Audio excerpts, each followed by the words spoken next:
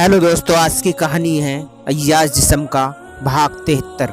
वनिता सुनकर थोड़ी देर के लिए घबरा जाती है। उसे उम्मीद नहीं थी कि उसका भाई यह सवाल पूछेगा। उसे तो पहले आश्चर्य होता है कि रंजीत को यह बात किसने बताई, क्योंकि पापा नहीं बताए होंगे। उन्होंने तो कल रात को स्वयं बताया था। क्या पापा ने फ़ोन करके बताया होगा? रंजीत उसकी बहन की तरफ देख रहा था। उसके चेहरे के हाव भाव को देखकर कहता है, तो सोच रही होगी कि यह बात मुझे कैसे पता लग गई, है ना? वनिता कुछ नहीं बोलती। रंजीत कहता है, तुम्हारी एक सहेली थी नीलम, याद है? नीलम का नाम सुनकर वनिता की आंखें बड़ी हो जाती है। अब उस सबकी समझ में कुछ कुछ आने लगता है। वह सर हिलाकर हाँ बोलती है। रंजीत कहता है, नीलम मेरे लिए काम करती थी। उसे मेरे बंदे द्वारा तुम्हारे और अबे के रिश्ते पर नज़र रखने के लिए अपॉइंट किया गया था। वनिता अब उसके भाई के सामने पूर्णतः ओपन हो चुकी थी। अब इनकार करना या बात घुमाने वाली कोई बात ही नहीं बची थी। और वैसे भी वनिता ने तो पिता को बता चुकी थी, अभी सिर्फ भाई को बताना बाकी था। वनिता पूरी तैयारी से अपने भाई बोलने जा रही थी। उसके पहले उसके पिता संध्या से बात करके कमरे में आ जाते हैं। आते ही रंजीत के पिता कहते हैं, रंजीत एक और खुशखबरी है। 3 महीने बाद संध्या ने यह खुशखबरी दी है। छत्तीसगढ़ राज्य सरकार शिक्षा विभाग का ऑनलाइन टेंडर हमने भरा था, वो हमें अलॉट हो गया है। नहीं तो अभी तक के 3-4 टेंडर चित्रा और यामिनी के कारण हाथ से निकल गए थे। बातों के प्रभाव में उसके पिता के मुंह से चित्रा और यामिनी का नाम निकल जाता है, जबकि इन दोनों के बारे में रंजीत के घर आने के बाद बताना था। बोलकर रंजीत के पिता झेप जाते हैं। रंजीत यामिनी और चित्रा का नाम सुनकर चौंक जाता है। वह अपने पिता की ओर देखकर पूछता है, चित्रा और यामिनी क्या कर रहे हैं आप? रंजीत के पापा भी अब यही कहते हैं, हाँ सही सुन रहा है, चित्रा और यामिनी के कारण हमारे टेंडर हैक हो रहे थे। खैर मैं ये सब बताऊंगा, इनकी और तुम्हारी कहानी बताऊंगा, और साथ में वनिता और अभय की भी कहानी बताऊंगा। तुम डिस्चार्ज होकर घर आ जाओ, फिर आराम से बात करेंगे और कुछ बड़े निर्णय लेंगे। रंजीत कहता है, पापा कुछ तो बताओ, सस्पेंस में छोड़कर जा रहे हो। रंजीत के पिता कहते हैं, हाँ मुझसे गलती हो गई। खुशी में एक्साइटेड होकर चित्रा और यामिनी का नाम ले लिया। डॉक्टर ने मना किया था कि तुम्हें कोई मानसिक तनाव अभी नहीं देना है। रंजीत कहता है, पापा ऐसे में तो मैं और तनाव में आ जाऊंगा, बात क्लियर कर दो।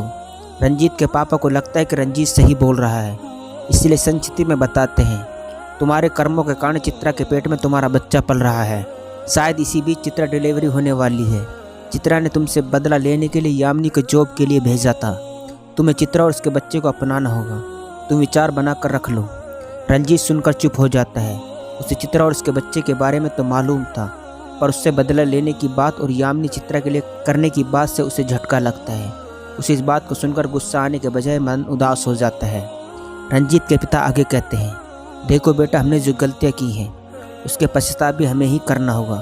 तुम चिंता मत करो, मैं तुम्हारा पूरा साथ दूंगा। इसलिए तुम स्वस्थ होकर घर आ जाओ।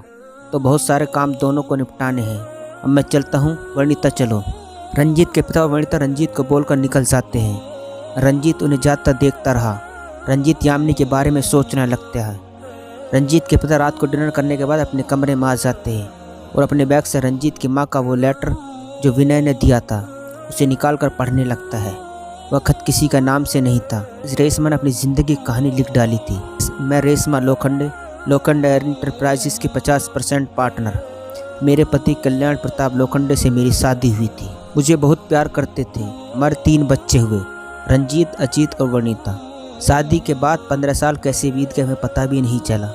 हमने इन 15 सालों में ज़िंदगी को खूब एंजॉय किया।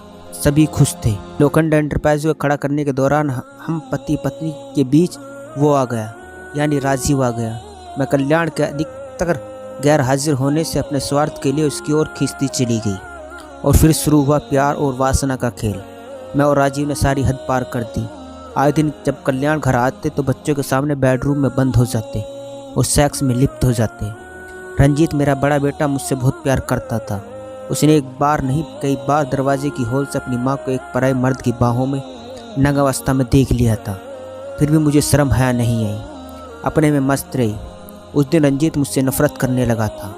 उसके जज्बातों की भी मैंने चिंता नहीं की। मुझे राजीव की इतनी लत लग चुकी थी कि एक दिन पति और 3 बच्चों को छोड़कर राजीव के साथ अहमदाबाद गुजरात भाग कर आ गई। 1 साल तक तो सब ठीक ठाक था, पर दूसरे साल ही हम दोनों के बीच झगड़े और मारपीट शुरू हो गई।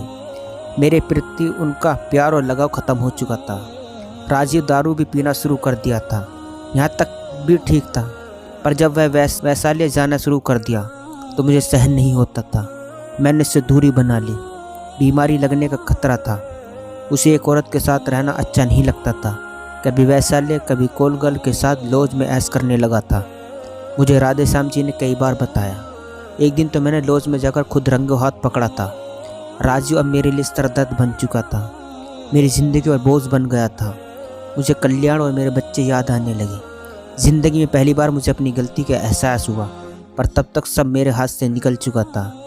राजू अपनी गंदी आदतों के चलते बुरी तरह से दारू पीकर आने लगा था और मुझे रोज़ मारपीट करता था।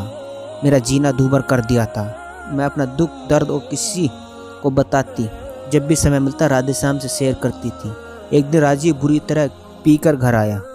क्या होगा आगे जानने के लिए कहानी का अगला भाग जरूर देखें। दोस्तों, ये था अय्याज जिस्म का भाग 73। दोस्तों, कहानी अच्छी लगी हो तो चैनल को सब्सक्राइब करना